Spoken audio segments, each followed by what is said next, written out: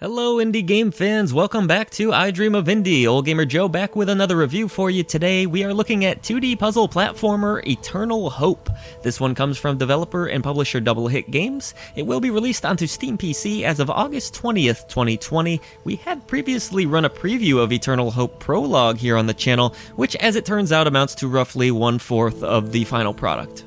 Eternal Hope at its core is a love story. You play as TB, who is, as anyone would be, absolutely gutted over the death of his girlfriend.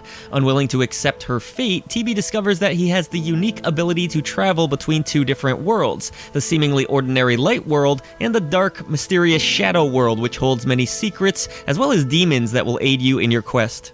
Switching between worlds becomes a central focus of the game, as you'll need to utilize this technique throughout the game's 12 chapters. When you feel as though you are stuck at a crossroads, activating this dark world, which is as simple as pushing a button, will generally allow you to progress forward. Sometimes this can involve a massive demon that can't be seen with the naked eye, helping you to get across a section that would otherwise be impossible, or revealing platforms for you to jump across. Outside of that, you may find yourself having to throw switches or dragging objects around the environment. Most of the puzzles throughout Eternal Hope are pretty well thought out for the most part, but not overly difficult. You'll likely die quite a few times solving them, not so much because you don't understand the solution, but because the game's finicky platforming mechanics can cause you to make an error. There were multiple times in Eternal Hope where I fell off a ledge or missed the jump because the controls just didn't quite feel as responsive as they should have. This isn't helped by the fact that each death leads to what feels like a 6 to 7 second load screen before you get back into the action.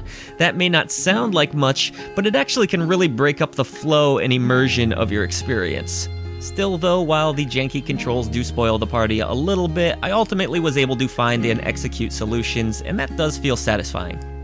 Graphically, Eternal Hope has a really nice art design to it. The light world is typically full of color, as you would expect, and the dark world feels a bit more shadowy and grim. The demons that inhabit this world look really great. Sometimes they're massive creatures that fill the screen. Animations are also not bad at all. I enjoyed the varied scenery, which features some nice imagery in both the foreground and the background, and the game doesn't feel totally bleak despite the fact that the subject matter is generally heavy. So overall, I did enjoy the fusion of the two different worlds. It works to surprising effect here. The enjoyable graphical look of Eternal Hope is helped by the soundtrack, which is very good, with some moving piano pieces and the occasional orchestrated piece as well. Not every section is filled with melodies in this game, but when they are used, they work to surprising effect. Again, a lot of this game is based on trial and error, and you're going to die a lot, and that can spoil the soundtrack a little bit, having to hear these songs over and over again, repeated multiple times, but that overall didn't stop me from really liking the music in Eternal Hope. The sound effects are subtle throughout the game, but they're also effective enough. Alright, so Eternal Hope didn't come without its frustrations, but I still found it to be an enjoyable puzzle platforming experience. The controls definitely could have used some tightening up. I would say that would be my biggest complaint with this one, and the constant barrage of load screens is pretty disappointing. I did still quite enjoy the game's atmosphere and puzzle design though. The art style, reminiscent of something along the lines of Limbo or Inside, is really effective here, and the soundtrack works great. If you're willing to put up with some gameplay shortcomings, Eternal Hope tells a pretty sweet story and offers up a good amount of memorable moments.